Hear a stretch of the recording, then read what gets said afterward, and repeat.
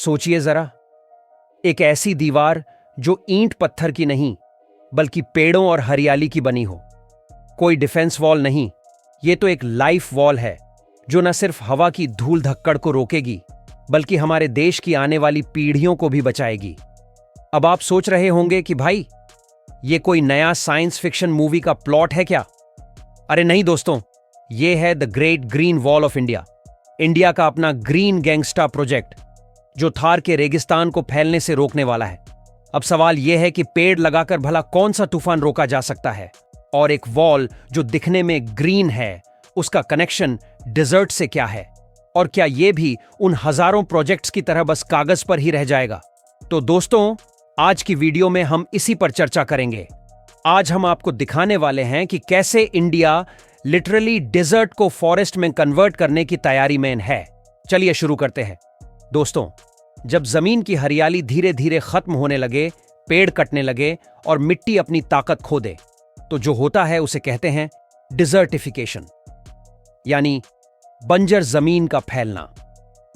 यह कोई दूर दराज की समस्या नहीं है, बल्कि हमारे अपने देश की हकीकत है, खासकर थार का रेगिस्तान जो धीरे धीरे उत्तर और पूर्व की तरफ फैल रहा है। और अगर अब भी हम नहीं संभले तो यह रेगिस्तान कई झिल्लों को अपनी चपेट में ले सकता है। अब इस पूरे फैलाव को रोकने का काम करती थी अरावली की पहाड़ियों।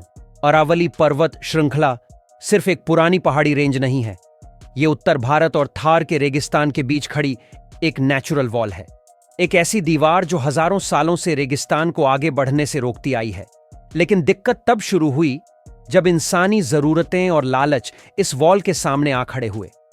अरावली में लगातार हो रही अवैध खनन, पेड़ों की कटाई और बेतरतीब निर्माण ने इसकी ताकत को कमजोर कर दिया है। और जब यह वॉल ही कमजोर हो जाए तो जाहिर है रेगिस्तान को फैलने से कोई नहीं रोक पाएगा। थार का रेगिस्तान पहले सिर्फ पश्चिमी राजस्थान तक सीमित था, लेकिन अब इसके निशान हरियाणा, दिल्ली और मध्य भारत तक दिखने लगे हैं। अगर समय रहते कोई ठोस कदम नहीं उठाया गया तो आने वाले कुछ दशकों में भारत का एक बड़ा हिस्सा बंजर जमीन में बदल सकता है।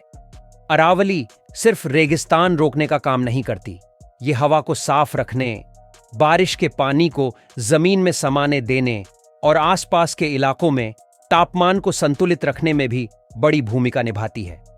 ये एक तरह से क्लाइमेट रेगुलेटर की तरह काम करती है। अब सोचिए, जब यही पहाड़ियां धीरे धीरे गायब हो जाएंगी तो दिल्ली और एनसीआर जैसे इलाकों में धूल धक्कड़ कैसे कंट्रोल होगा? अभी भी वहां हर साल डस्ट स्टॉर्म्स आते हैं, गर्मी में सांस लेना तक मुश्किल हो जाता है। और अगर अरावली पूरी तरह कमजोर हो गई तो यह समस्या और भी बिगड़ जाएगी। इसीलिए जब सरकार ने ग्रीन वॉल प्रोजेक्ट की शुरुआत की तो सबसे पहला फोकस था अरावली को फिर से जिंदा करना। क्योंकि अगर हमें रेगिस्तान को रोकना है तो हमें पहले उसकी सबसे बड़ी रुकावट को मजबूत करना होगा।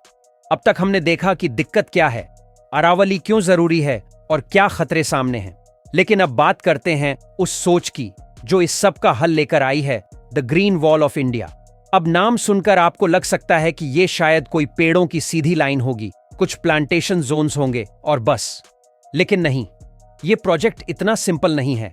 यह एक पूरी इकोलॉजिकल स्ट्रैटेजी है जिसमें न सिर्फ पेड़ लगाए जाएंगे बल्कि एक पूरा हरा भरा सिस्टम तैयार किया जाएगा जो जमीन, हवा और पानी तीनों के लिए काम करेगा। ग्रीन वॉल ऑफ इंडिया एक 1400 किलोमीटर लंबा और 5 किलोमीटर चौड़ा ग्रीन कॉरिडोर होगा जो गुजरात के पोरबंदर से शुरू होकर दिल्ली तक जाएगा। यह 4 राज्यों से होकर गुजरेगा, गुजरात, राजस्थान, हरियाणा और दिल्ली। और इसका मकसद सिर्फ रेगिस्तान को रोकना नहीं है बल्कि जमीन को फिर से जिंदा करना है। इसमें क्या क्या होगा? सिर्फ पेड़ लगाना नहीं बल्कि बड़े लेवल पर एफोरेस्टेशन यानी जंगल बनाना, एग्रोफॉरेस्ट्री जिसमें खेती और पेड़ों को एक साथ प्लान किया जाएगा, सिल्वोपास्चर यानी पेड़ों के बीच चराई लायक घास और जमीन तैयार करना, जलाशयों का निर्माण ताकि बारिश का पानी बर्बाद ना हो, और सबसे जरूरी बायोडायवर्सिटी को फिर से लौटाना। मतलब ये एक तरह का लिविंग वॉल होगा जो सिर्फ दिखने में सुंदर नहीं होगा बल्कि काम भी करेगा, हवा साफ करेगा, धूल रोकेगा, पानी जमीन में रिचार्ज करेगा और गांवों में रहने वालों को रोजगार भी देगा। और हां, यह प्रोजेक्ट नया नहीं है। अफ्रीका में भी एक ग्रेट ग्रीन वॉल नाम का प्रोजेक्ट चल रहा है, जिसकी लंबाई है लगभग 8,000 किलोमीटर। लेकिन 17 साल में वहां सिर्फ 25% काम हुआ है। भारत ने उसी आइडिया को छोटा लेकिन असरदार रूप में अपनाया है, और अगर सब ठीक रहा तो इसे 2027 तक पूरा करने का लक्ष्य रखा गया है। अब देखना यह है कि क्या हम अफ्रीका से तेज काम कर पाएंगे या हम भी उसी तरह टाइम पास करते रहेंगे। लेकिन इस बार उम्मीद ज्यादा है, क्योंकि सरकारें, संगठन और लोकल कम्युनिटी तीनों को इस काम में साथ लाने की प्लानिंग है। यह सिर्फ एक दीवार नहीं है, ये एक संकेत है कि अब हम सिर्फ समस्या की बात नहीं करेंगे, बल्कि उसका हल भी खुद बनाएंगे। अब सोचो, अगर यह प्रोजेक्ट सही से लागू हो गया तो सिर्फ हवा और पानी ही नहीं सुधरेगा, बल्कि इंडिया का नक्शा भी थोड़ा हरा हो जाएगा। और आज के टाइम में हरियाली सिर्फ आंखों को सुकून नहीं देती, ये जीने का सहारा बनती जा रही है। अब जब सपना इतना बड़ा है तो उसे पूरा करने की स्ट्रेटेजी भी वैसी ही होनी चाहिए, है ना? और यही देखने को मिल रहा है इस प्रोजेक्ट में। ग्रीन वॉल ऑफ इंडिया को सिर्फ एक प्लांटेशन ड्राइव समझना भूल होगी। इसे step by step ecological restoration mission की तरह प्लान किया गया है। सबसे पहले पूरे प्रोजेक्ट को 4 राज्यों में बांटा गया है: गुजरात, राजस्थान, हरियाणा और दिल्ली। इसकी शुरुआत हो चुकी है फरवरी 2023 में, यानी काम अब सिर्फ फाइलों में नहीं है, ग्राउंड पर चल भी रहा है। राजस्थान सबसे बड़ा हिस्सा कवर करेगा। 18 जिलों से होकर गुजरेगा ये ग्रीन वॉल, फिर गुजरात के 3 जिले, हरियाणा के 6 और आखिर में पहुंचेगा दिल्ली तक। हर राज्य के फॉरेस्ट डिपार्टमेंट, लोकल पंचायत और एनजीओ को इस मिशन का पार्टनर बनाया जा रहा है, ताकि जिम्मेदारी सबकी हो। इंप्लीमेंटेशन का पहला स्टेप है डिग्रेडेड और बंजर जमीन की पहचान करना। इसके बाद शुरू होता है असली काम, सही जगह पर सही पेड़ लगाना। हर जगह एक जैसा पेड़ नहीं लग सकता।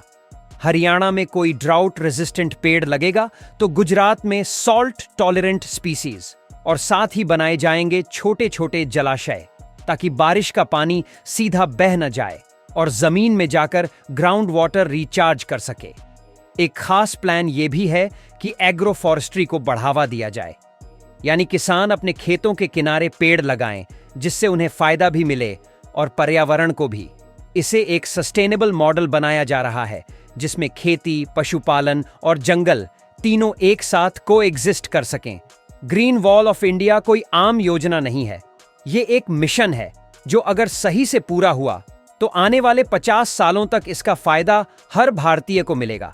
अब वक्त है सवाल पूछने का, क्या हम इस ग्रीन वॉल को सिर्फ एक गवर्नमेंट प्रोजेक्ट की तरह देखेंगे या फिर इसे एक पीपल्स मूवमेंट बनाएंगे? अगर आपको लगता है कि यह मिशन वाकई जरूरी है तो नीचे कमेंट में एक बार जरूर लिखो, ग्रीन वॉल, स्ट्रॉन्ग इंडिया,